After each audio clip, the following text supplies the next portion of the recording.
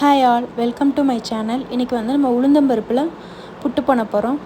உளுந்தம்பருப்புனாலே ரொம்ப ஸ்பெஷல், ரொம்ப ரொம்ப ஹெல்தி, கால்சியம் நிறையா இருக்குது. பெண்கள் நிறைய பேர் இதை சாப்பிட்ணும். ரொம்ப ரொம்ப ஹெல்தி, பெண்களுக்கு முக்கியமான இது ஒரு ஃபுட்டு. ஸோ உளுந்தம்பருப்பு நம்ம எதில் வேணால் சேர்த்துக்கணுன்னு தான் பார்க்கணும். ஸோ நான் இப்போ வந்து புட்டில் சேர்த்துக்க போகிறேன். 1 கப்பு உளுந்தம்பருப்பு எடுத்திருக்கேன். நல்லா பொன்னிறம் ஆகிற வரைக்கும் நல்லா வறுத்துக்கணும்.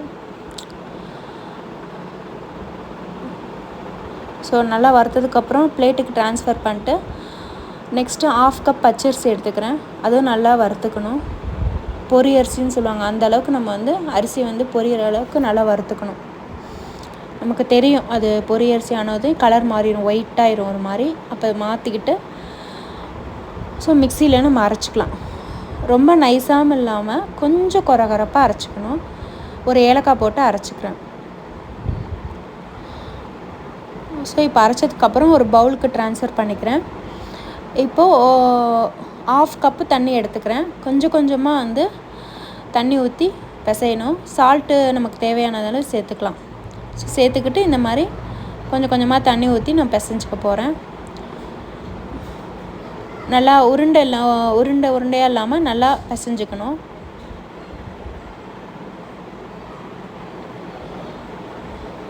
இது குழந்தைங்களுக்கு, பெரியவங்க எல்லாருமே சாப்பிட்லாம். ரொம்ப டேஸ்டியாக செஞ்சு கொடுக்கணும். நம்ம அதுக்கேற்ற மாதிரி சர்க்கரை, தேங்காய் அதெல்லாம் நல்லா ஆட் பண்ணி கொடுத்தா ஒரு ஈவினிங் ஸ்நாக்காக கொடுக்கலாம், மார்னிங் டிஃபனாக கூட இது கொடுக்கலாம். ரொம்ப ரொம்ப ஹெல்தி.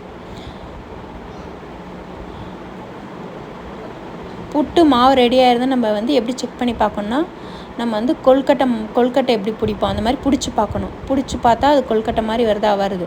அதுக்கப்புறம் நம்ம வந்து அதை நல்லா உதிர்த்து பார்க்கணும். உதிர்ந்தால் கரெக்டு, அதுதான் புட்டு பதம். நம்ம இப்போ மாவு ரெடி ஆகிடுச்சி. இட்லி பாத்திரத்தில் ஒயிட் கிளாத் போட்டு அந்த மாவை வந்து போட்டு 8லேருந்து 10 நிமிஷம் வரைக்கும் நல்லா வேக வச்சுக்கணும்.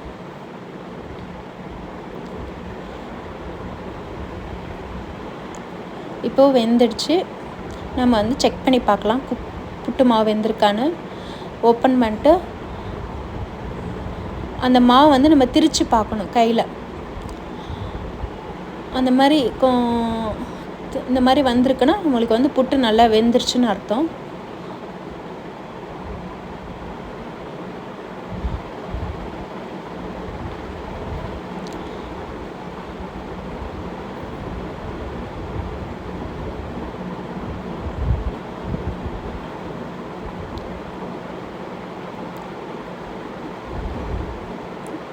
அவ்வளோதான், புட்டு மாவு ரெடி ஆகிடுச்சு. புட்டு இப்போ நமக்கு.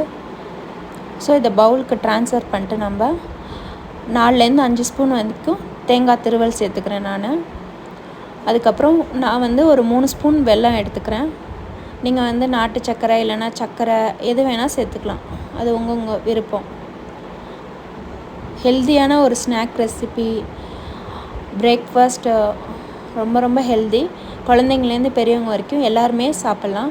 இப்போ புட்டு ரெடி ஆயிடுச்சு. தேங்க்ஸ் ஃபார் வாட்சிங். Please subscribe my channel.